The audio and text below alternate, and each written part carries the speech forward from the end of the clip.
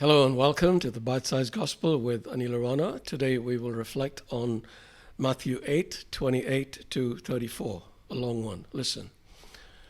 When Jesus arrived at the other side in the region of the Gadarenes, two demon-possessed men coming from the tombs met him. They were so violent that no one could pass that way. "What do you want with us, Son of God?" they shouted. "Have you come here to torture us before the appointed time?" Some distance from them, a large herd of pigs was feeding. The demons begged Jesus, "If you drive us out, send us into the herd of pigs."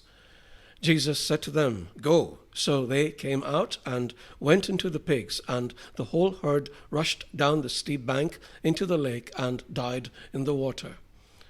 Those tending the pigs ran off, went into the town, and reported all this, including what had happened to the demon-possessed men. Then the whole town went out to meet Jesus, and when they saw him, they pleaded with him to leave their region.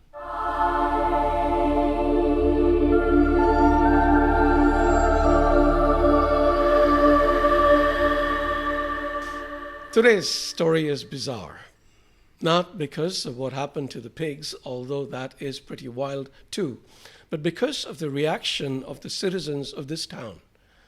They have just had their chief devil in residence evicted, but instead of being happy, they tell Jesus to get out of town. Why? Did they want the devil around? Did they get used to the two demoniacs? Did they get upset because their pigs went flying? The more I thought about this, the more I realized that it actually might be true. They didn't want Jesus hanging around because evil doesn't like good in the neighborhood. And the truth of this can be seen right around us. Why do people hate Christians? And I'm talking about real Christians, those who obey the Lord, not just declare his lordship. In one of his letters, the Apostle John said, "Do not be astonished, brothers and sisters, that the world hates you." This was an echo of something that Jesus himself had said earlier. He said, if you belong to the world would love you as its own, because you do not belong to the world, but I have chosen you out of the world, therefore the world hates you.